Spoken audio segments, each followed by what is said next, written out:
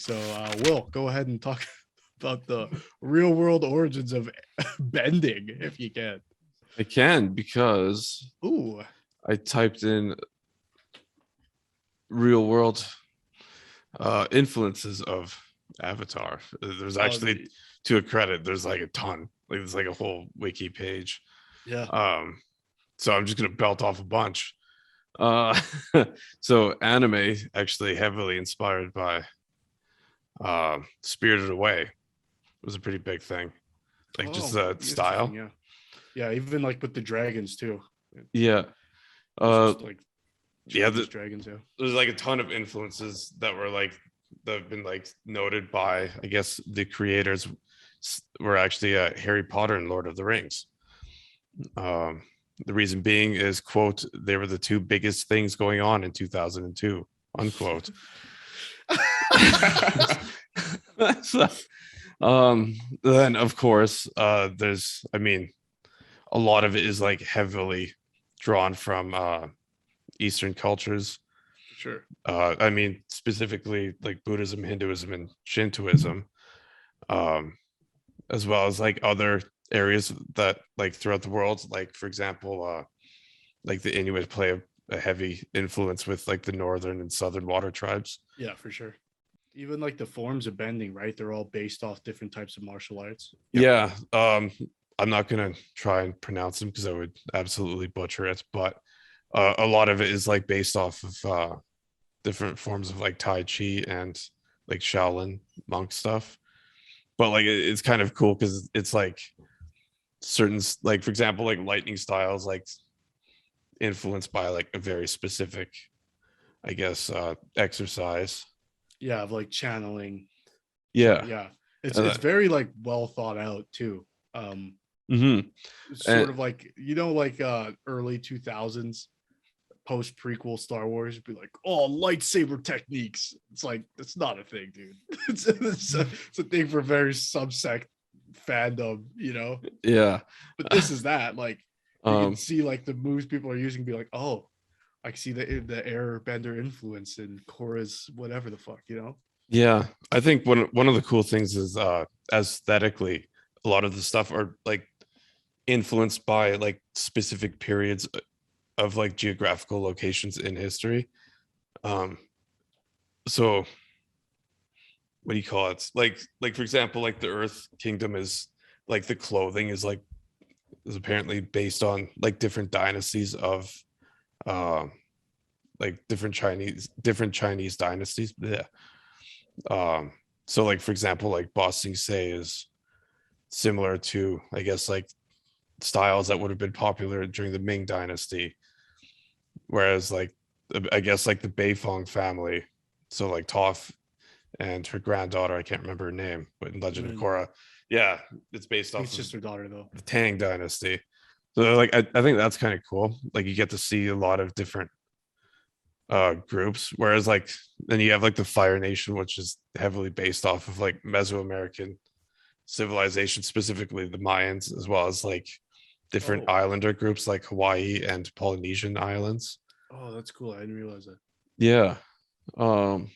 Actually, I thought the Sun Warriors like in Avatar was pretty sweet, and like even just their specific bending style was just like everything about them was just completely based off of the Mayans, which is cool because you don't really get to see that group because it's always like Aztec specifically, right? When they do that kind of stuff. Right. Yeah.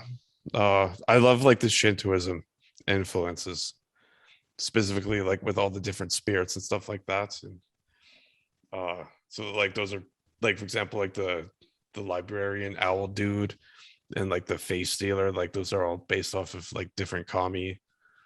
And yeah, which I like, I always thought that was kind of cool. But then you see definitely, I think maybe a little bit more so in Legend of Korra with a little bit more stuff under Hinduism. Actually, one thing I thought was cool when I was flipping through this list earlier was I guess like the way that the avatar is found or is like determined is they use like the set of toys which you see in Legend of Korra like in the first episode. but Yeah. I guess that's like how it's done to find the next Dalai Lama in Tibet. Oh wow. Yeah, and also apparently in season 3, just as another side note, um, what do you call it? Like Aang's outfit is like completely influenced by like the clothing that the Dalai Lama would wear, because apparently the right arm is always uncovered. So Okay. I don't know the significance of that. It's just it was just a sentence that I read. Right. But like I thought that was like kind of cool because like I never would have known that unless I actually looked it up, right? Yeah, it's nice to know that like the influences aren't just like, hey, This is things are like big in Japan and so is Harry Potter. Let's get these kids in some appropriative clothing. You yeah, know, not like an M. Night Shyamalan type of deal. Like, yeah, like it's nice to see like there was thought and like I mean real like world influence. yeah, like definitely like when you see like airbenders, for example, it's definitely like everything about it is so blatantly like what like you could definitely tell it's like based off of Buddhism, but like Yeah. it's kind of cool to see that there was like all these different specific things, like there's actual detail put into it. uh so like definitely changes my outlook on it. But yeah, the like I said, the bending is almost all based off of very very specific uh like forms of martial arts, and just like very like specific groups, like tai chi is water bending, but it's like very specific type, which I would butcher. You can't even bitch or butcher. Yeah, I would butcher if I tried to pronounce that, so I'm not going to. Fair enough. But like, yeah, again, like it's cool to see that the I guess the showrunners slash producers and creators like put that much effort into it instead of just being like, oh, this person's waving their arms around, so we're just gonna call that Tai Chi. Like it's cool that they actually took it from specific sources and stuff like that. Right. It's also like in animation and Mhm. just art in general, illustration or painting or whatever the case may be. Yeah. It's always better to have reference. I know a lot of people find reference to be like demeaning, but like you can always, as far as I know, and I'm not an artist in that regard. Um, I'm a glorified what do you call it? Color by numbers type of thing. Coloring book. I paint miniatures, so all the hard work's already done. Um, but it's like when you have reference, even for painting minis, I always have like reference. If I'm painting a belt, I'll like pull up an image of a belt to just like make sure I'm getting it right. Because when you don't have reference, it's easy to see like, yeah, that's not what a belt looks like. It's like it's way too red. But to have reference for animation is like key, and you can always pull up those old like Disney. It's like the Jungle Book, but it's also Winnie the Pooh or like the Sword in the Stone. The animation cells are the exact same. They're just putting a new thing on it. So I imagine like having that reference to those martial arts styles was super helpful when they were animating bending. It's just Yeah. like, yeah, we just the leg slides out like this instead of coming up with like a completely new animation for that. Yeah. And like it's also just kind of cool to see that they were like conscious of those details, as like especially like in the early 2000s when I guess season 1 would have popped out, because I guess like that wasn't a major priority back then for a lot of media content. Yeah. So like Well, that's why it's so good. Like yeah, the very that's why like it's lasted. authentic. Yeah. And again, just like how they just blended like all these different styles. It's kind of cool.